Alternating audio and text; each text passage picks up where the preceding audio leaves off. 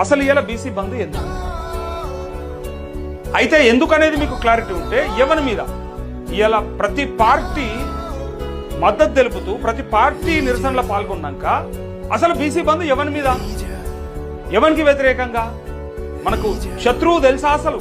శత్రువు ఎవడు ఎవరి మీద మరి ఇదంతా చేసుడు బీజేపీ మద్దతు తెలుపుతుంది బీజేపీ కూడా ఇలా పార్టిసిపేట్ చేస్తుంది